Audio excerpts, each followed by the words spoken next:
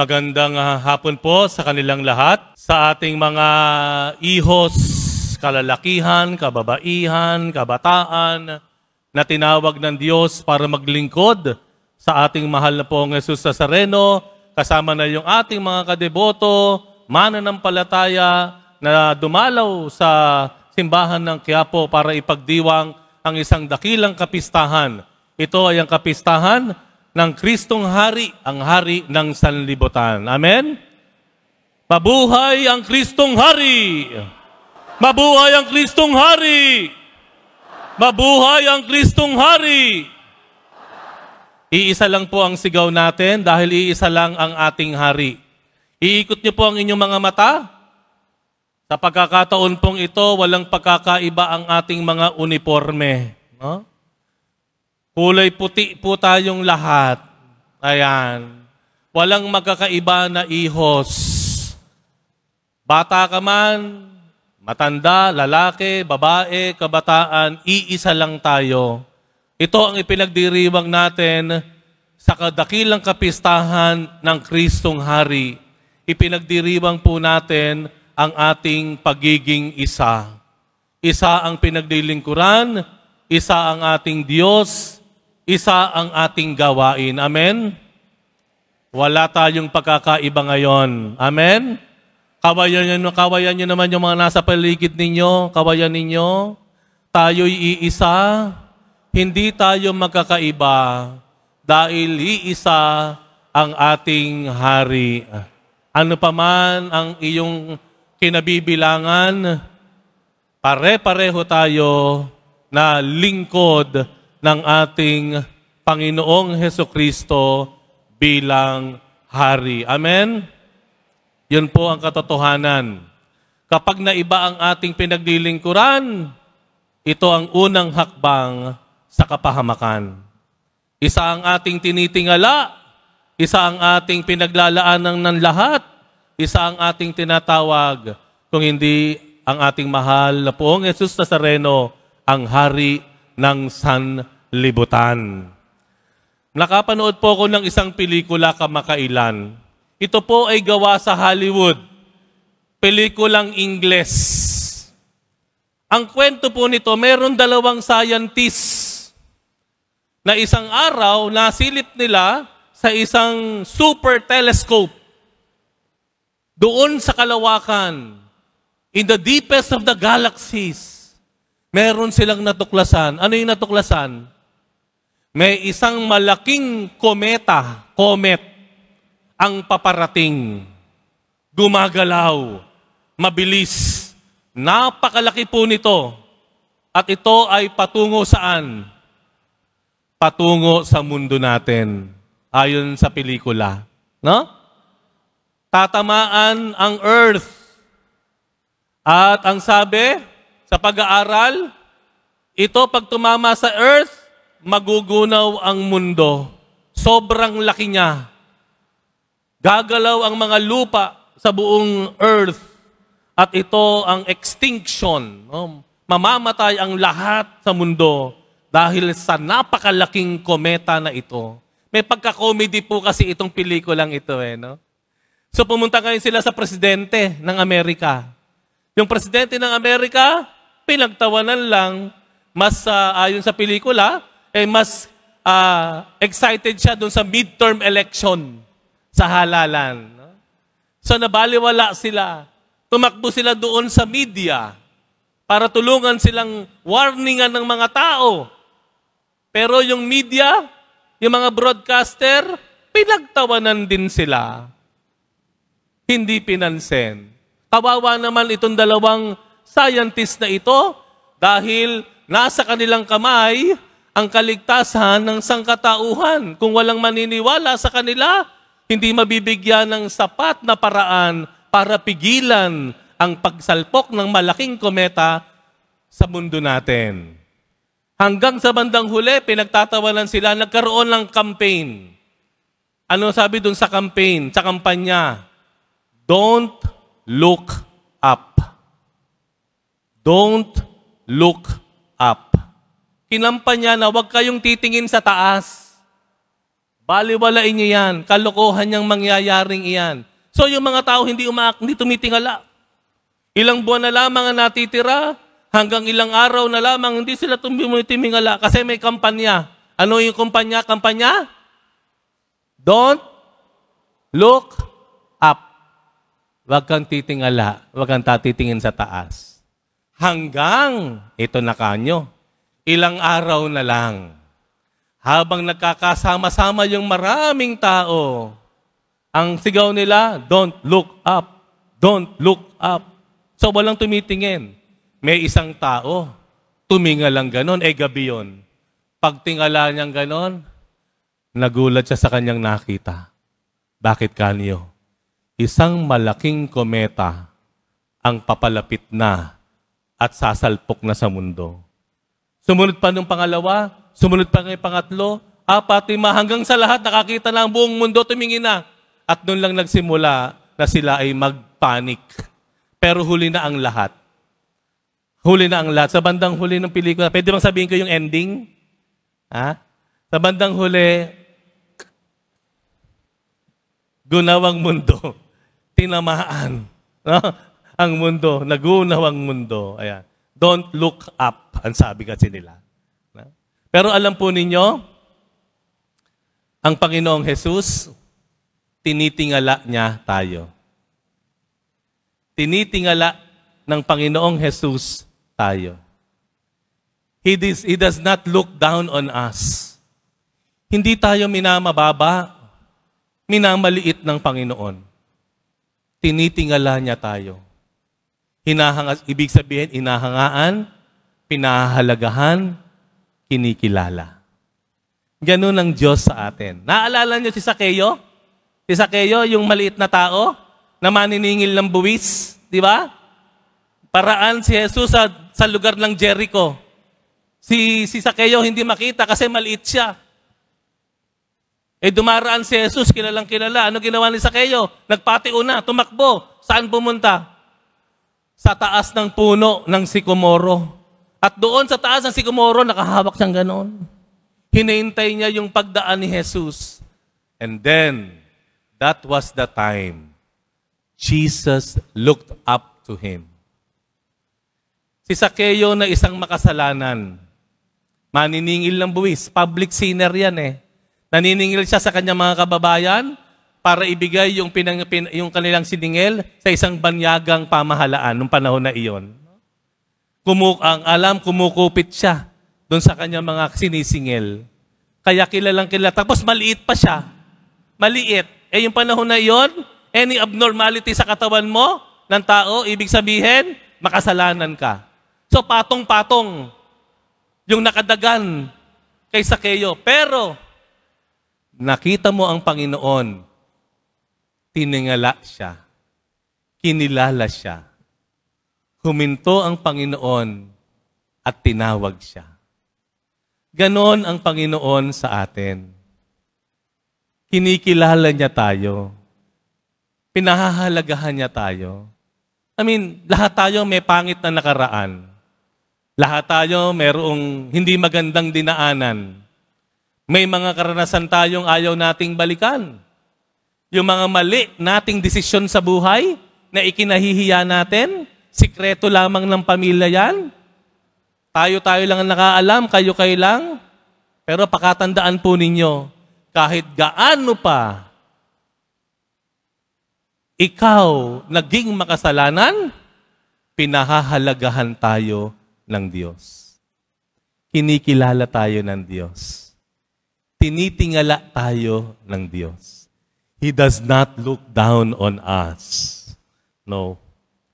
Hindi tayo minamaliit ng Diyos, diyan ka lang. No. Hindi ganoon. Pero ang problema, pag ang pinag-uusapan, tayo-tayo na lamang, tanggalin natin ng Diyos, tayo mismo madalas at hindi natin napapansin, we look down on others. Minamaliit natin yung ating kapwa. Hinahamak, nilalait, iniinsulto. Hindi ba yan ang kultura natin ngayon? Mga kadeboto? Hindi ba yan ang kultura natin ngayon? Ang galing-galing nating mangbash. Ang galing-galing natin. Ang galing-galing nating manlait ng tao. Ang galing-galing nating manghamak ng tao. Napakadaling gawin. Sa social media, halimbawa, di ba? May nagkamali na coach. Puputaktahin na yun ng komento. Parang lahat naging expert na sa basketball. No? Merong mga maling desisyon, magkokomento, akala mo kagaling-galing na. Yung 30 minutong kwento, napanood yan na 2 minuto, ang galing-galing gumawa ng konklusyon agad. Tama? Eh, paano kung gano'n ang gawin ng Diyos sa atin? Bakit gano'n? Ang Diyos, tinitingala tayo, pinapahalagahan tayo, kinikilala yung ating halaga, pero bakit pag tayo, minamaliit natin ang bawat isa. Iniinsulto, hinahamak, nilalait. Nakakatakot po itong kultura natin ngayon. Ito ay dahilan na rin sa social media. Marunong na tayo at napakadali natin ngayong manginsulto, manlait ng tao, manghamak ng tao. Hindi ba naalala nyo na pinapalaki tayo ng ating mga anak, mga magulang? Nung bata tayo, ano sinasabi ng mga magulang? Anak, huwag kang manunukso. Di ba? Anak, huwag kang manghahamak. Anak, huwag kang mandidila, huwag mong pagtatawanan ng tao. Masama iyon. Yun ang habilin ng mga magulang natin, hindi po ba? Eh bakit ganon?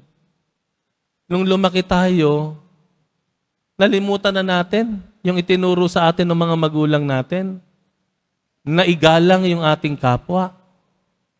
Kilalanin yung ating kapwa. Mas mabilis tayong manginsulto, mas mabilis tayong manghamak, mas mabilis tayong manlait kaysa magpasalamat at purihin ang iba. Amen? Napansin niyo ba yon? Sana itigil na po natin ito. Sana itong henerasyon na lamang na ito, wag na nating ipasa dito sa mga ihus kabataan. Wag na nating iipasa sa mga kabataan sa ating mga tahanan, sa mga anak natin. Sana wag na nating ipasa yung pambabastos, pangahamak, panlalait. Kasi ito ay tahasang taliwas sa paraan ng pagturing ng Diyos sa atin. Ganong ang Diyos, kinikilala tayo, pinahahalagahan tayo. Sana ganoon ang gawin natin. Itigil na po natin ang kulturang ito na unti-unti nang nagiging bahagi ng mga Pilipino. Minumura, iniinsulto, hinahamak, nilalait.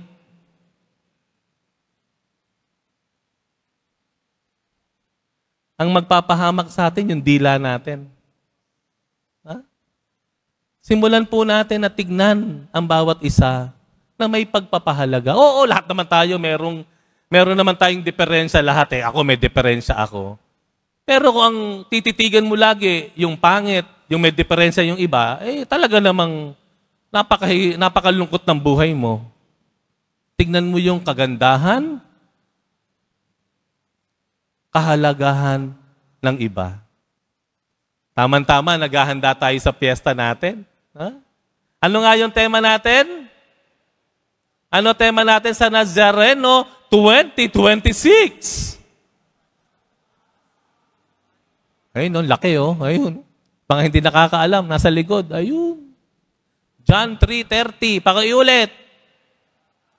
Dapat siyang tumaas at ako naman ay bumaba. Alam niyo kung paano natin maitataas ang Panginoon? Tanungin niyo ako, Father, paano ko maitataas ang Poong Jesus Nazareno? Pakitanong ako. Paano ko po maitataas ang Poong Jesus Nazareno? Pakitanong. English. How? How na lang. Alam mo na, Father, yun. Basta how. Alam niyo kung paano natin maitataas ang Panginoong Jesus Nazareno? Itaas mo kapwa mo. Itaas mo. Huwag mong idiin. Huwag mong hamakin.